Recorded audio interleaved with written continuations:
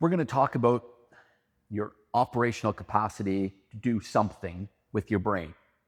This is theoretical, but I've talked to lots of doctors about this because I started to experience this in my life.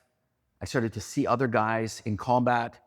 And then when I started to do high-level training, I saw it even more. So envision, if you will, that your brain has 100%, it has 100% capacity to operate, to function.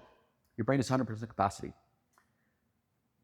Yeah, we don't use a lot of our brain, yes, but we don't have an infinite capacity for functioning with our brain. So if you envision that your brain is 100%, we take a big piece out of that brain, about 15%. 15%, we use that for day-to-day functions. So that's you thinking about groceries, bills, how am I gonna get a new car, how am I gonna, whatever the case is, all the stuff that we think about every day, just getting groceries. The normal day-to-day stuff, you use about 15, sometimes 25%. That leaves the remainder of your brain, 85%, 80%, depending on how much stuff you fill, to do the actual job. Defending yourself, learning a new skill, learning a new trade, doing well in school, whatever it is, you've got the remainder. This is always going to be filled with shit. Now, where this is important is the subconscious starts to dominate and take bigger pieces of that brain.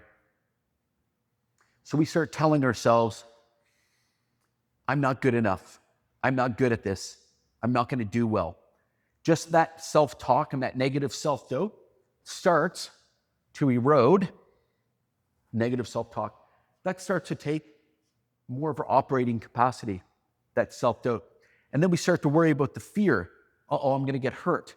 And now I'm scared. I don't like this. And that's another little bit of that operational capacity, and so on. And then let's say it's a self-defense situation.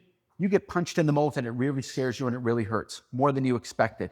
And that rattles you, and that's what you start thinking about. Or I used to see this when I taught firearms. I'd see a guy shooting, and he's shooting quite well, but the person left and right of him are shooting much better. And he would look over, and I'd see his head go down. He's starting to internalize, I'm not doing as well as them, I'm not doing as well as them.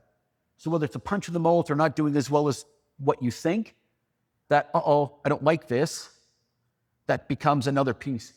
And at the end, normal day-to-day stressors, negativity, fear, and then maybe a small failure or perceived failure, and you filled 50% of your brain's operating capacity with stuff that doesn't help you. It doesn't help you. And then guess what? You start making bad decisions. You start being forgetful. You start failing at things you normally would have done well. And it becomes a self-fulfilling prophecy because you don't have enough of your operant capacity or your operating capacity for your brain to do what you want it to do, which is to fight, to survive, to train, to learn, to grow.